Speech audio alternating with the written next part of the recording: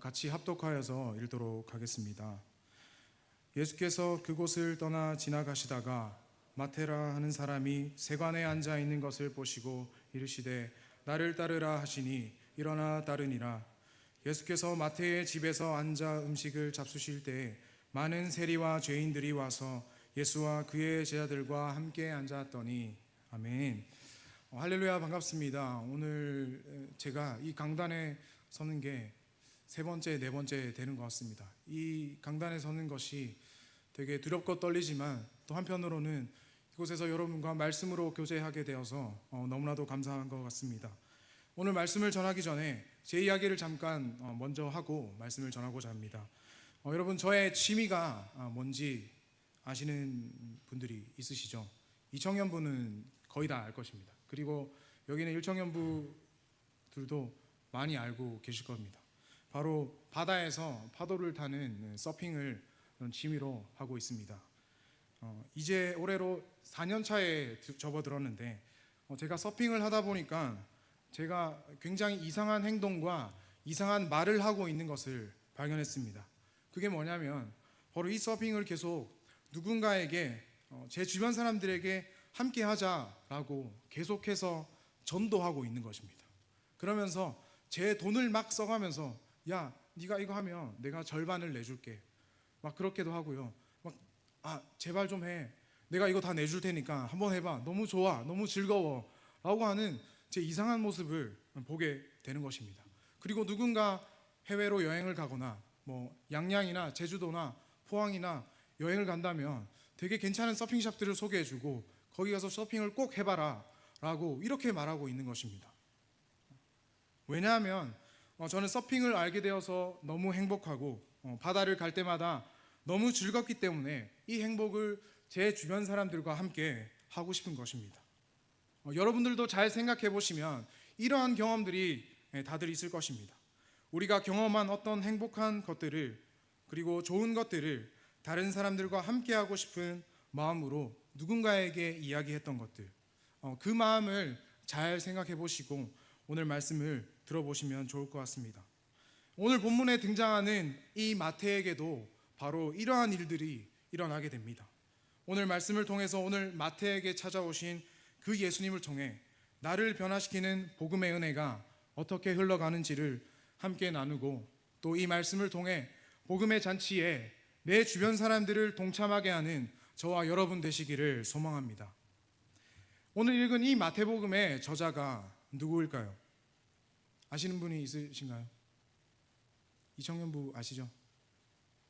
네, 바로 마태입니다. 그러면 이 마태의 직업이 뭔지 여러분 다 알고 계십니까?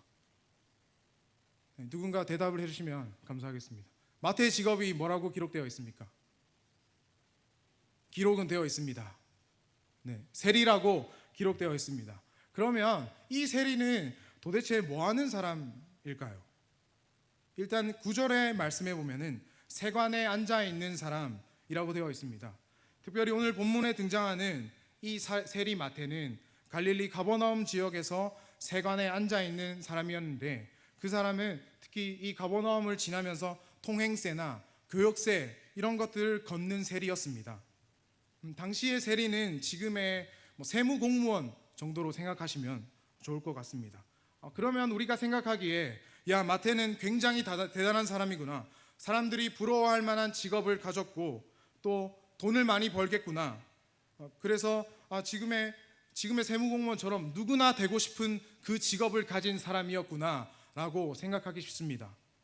그러나 이 당시 세리는 지금의 세무공무원처럼 누구나 되고 싶고 또 사람들이 부러워하는 그러한 직업이 아니었습니다. 당시 세리라고 하는 사람들은 뭐라고 불리었냐면 민족의 반역자, 민족의 변절자, 이런 호칭을 가졌습니다. 당시 이스라엘은 로마의 지배를 받고 있었는데 이스라엘의 세리들은 로마에서 요구하는 일정 금액만 가져다 바치면 그 이외의 것은 아무 신경도 안 썼습니다. 그래서 이스라엘의 이때 세리들은 로마에서 요구하는 세금보다 더 많은 세금을 같은 민족인 이스라엘 사람들에게 징수해서 로마가 요구하는 그 세금만 내고 나머지 금액들은 다 자기들 재산이 되었습니다. 그렇기 때문에 이스라엘 같은 민족들은 굉장히 이 세리들을 싫어했습니다. 마치 우리가 일제강점기 때 그 친일을 하던 그 사람들을 싫어하고 그랬던 것처럼 이 당시 이스라엘 사람들도 똑같이 그렇게 싫어했습니다. 그리고 이 세리들은 다른 이방 사람들과 날마다 교제하고 왕래했기 때문에 율법상에서 부정한 자로 규정되었습니다. 그래서 완전히 죄인으로 낙인 찍혀서 유대인 사회에서는 죄인과 창기들 그리고 이교도들과 같은 인간 이하의 부류로 취급받았습니다. 그래서 세리들이 얼마나 이 권리가 없었냐면요, 법정에서 말하는 그 모든 증언들은 다 효력이 없는 말이었습니다. 그리고 가정에서도 인정받지 못하고 유대인이지만 유대인의 회당에서 인정받지 못하는 그런 인간 이하의 대접을 받는 그런 사람들이었습니다. 그래서 이 복음서에서도 보면 세리와 창기, 세리와 죄인, 세리와 이교도 이렇게 다 묶어서 이야기하고 있는 것을 볼 수가 있는 것입니다. 그런데 그때 그렇게 이스라엘 온 백성들이 외면하고 무시하고 또 죄인 취급받고 심지어 유대인 사회에서는 천국에 들어갈 수 없는 존재로 낙인 찍힌 이 세리 마태에게 예수님이 찾아오십니다. 그리고 예수님께서 세관에 앉아있는 이 마태에게 나를 따르라 라고 말씀하십니다. 그런데 이상하게도 마태는 그 즉시 예수님을 따랐다고 마태복음은 기록하고 있습니다.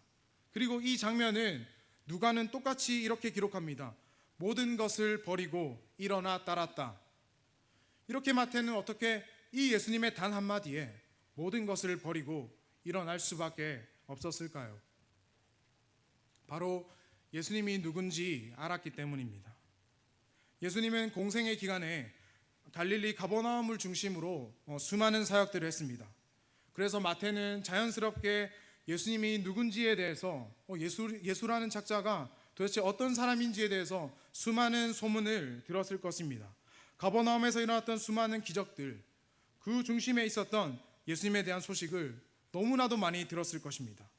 마태복음 8장에서만 나병 환자를 깨끗하게 하시는 사건, 백부장의 하인을 고치시는 사건, 열병을 앓는 자를 고치시고 귀신 들린 자를 고치시고 바람과 바다를 잔잔하게 하시는 사건, 그리고 중풍병자를 고치시는 예수님의 그 놀라운 구원의 기적들이 기록되어 있습니다.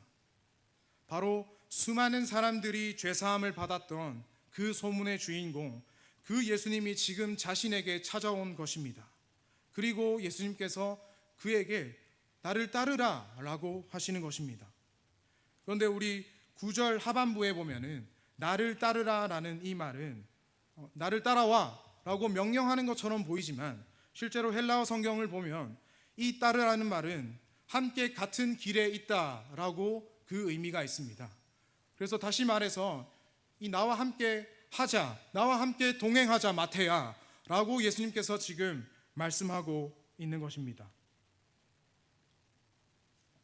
그래서 마태가 지금 굉장히 충격적인 그 사실을 받고 어쩔 수 없이가 아니라 이거 뭐지? 하면서 왜 예수님이 나에게 찾아오셔서 이 죄인한테 하나님의 일을 함께 하자 하시지? 라고 의문이 생기면서도 나를 구원해 주시는구나 라고 하면서 순종하면서 따라갈 수밖에 없었던 것입니다. 여러분, 예수의 이름이 뜻이 무엇인지 아십니까? 바로 여호와는 구원이시다 라는 뜻의 여호수아의 헬라식 표현입니다. 그래서 다시 말해서 여호와의 구원이 지금 마태에게 함께 하자고 하시는 것입니다. 여호와의 구원이 마태에게 임했다고 말씀하고 있는 것입니다. 그 말에 마태는 그 즉시 자리를 박차고 예수님을 따를 수밖에 없었던 것입니다. 복음은 이런 것입니다. 바로 나를 먼저 변화시키는 것입니다. 아무런 자격 없는 나에게, 죄악 가운데 허덕이고 있는 나에게 그 예수님께서 오셔서 예수님이 함께 가자, 나와 함께 하나님 나라의 일을 하고 하나님 나라를 전하자라고 하실 때에 구원해 주시는 은혜를 깨달아서 그 부르심의 그 순간에 함께 할 수밖에 없는 것입니다. 계속해서 본문을 보면 마태는 그 즉시 예수님을 자신의 집에 초청해서 잔치를 열었습니다. 그래서 예수님과 함께 식사의 교제를 하게 됩니다. 당시 유대인의 사회에서 식사를 같이 한다는 것은 단순히 밥을 먹고 음료를 마시는 그것을 넘어서서 함께 식사를 하는 그 구성원들 사이에서 되게 친밀한 그 친밀감을 형성하고 인격적인 교제가 아주 많이 이루어지는 것을 포함하고 있습니다. 그리고 다음 절을 읽으면 조금은 의아한 장면이 등장합니다. 바로 예수님과 함께 잔치 자리에 마태가 다른 사람들을 초청하는 장면입니다. 그 장면에서 마태는 누구를 초대했냐면 바로 자신과 같은 일을 하고 있는 세리들을 초대했습니다. 앞에서도 말씀드렸지만 사회적으로 종교적으로 완전히 죄인으로 낙인 찍혀 같은 민족에게 환영받지 못하고 무시당하고 외면당하는 그 죄인들을 초대했고 자신과 같은 부류의 사람들을 초대했고 예수님과 제자들은 그 자리에 그 잔치 자리에 함께 그들과 있는 것입니다. 그러면 어떻게 마태는 왜 그 사람들을 초대했을까요? 마태는 자신을 구원해 준 자신을 구원해 준 그 예수님에게 하나님의 나라를 이를 동참하자고 하시는 그 예수님의 은혜에 바로 응답했던 것입니다.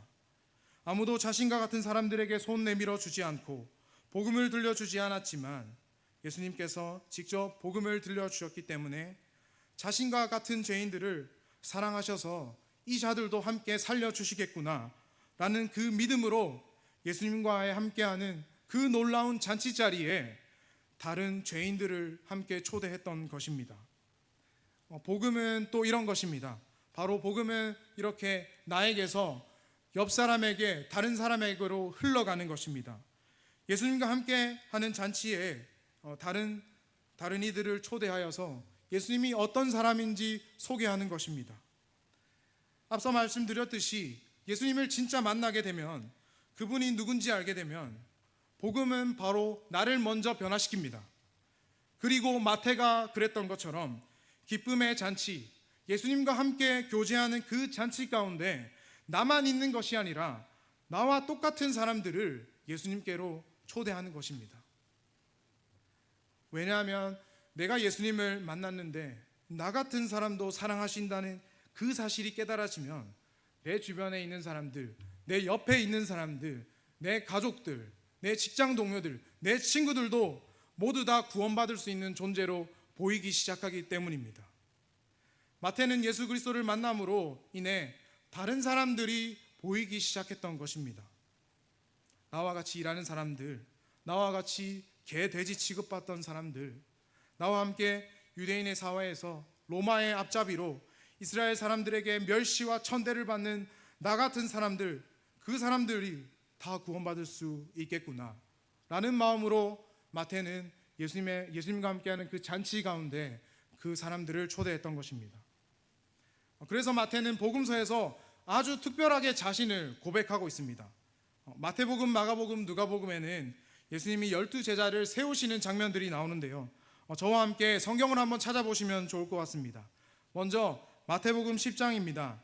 10장 2절에서 4절까지 한번 찾아주시겠습니다. 자막이 일부러 제가 준비 안 했습니다. 같이 함께 성경을 찾아서 읽어보도록 하겠습니다.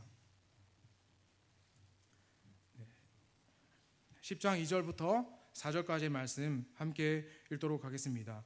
12사도의 이름은 이러하니 베드로라 하는 시몬을 비롯하여 그의 형제 안드레와 세베대의 아들 야고보와 그의 형제 요한, 빌립과 바돌로메, 도마와 세리마테, 알페오의 야고보와 다데오, 가나안인 시몬 및 가룟 유다 곧 예수를 판자라. 그리고 마가복음에 있는 말씀도 함께 찾아보도록 하겠습니다. 마가복음 3장 18절입니다.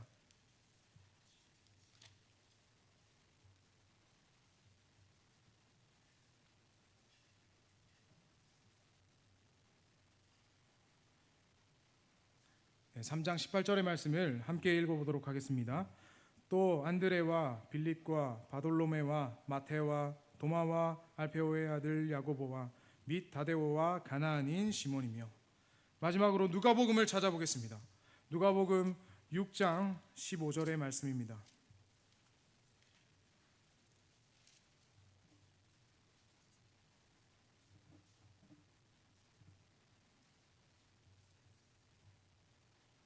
다 함께 읽도록 하겠습니다.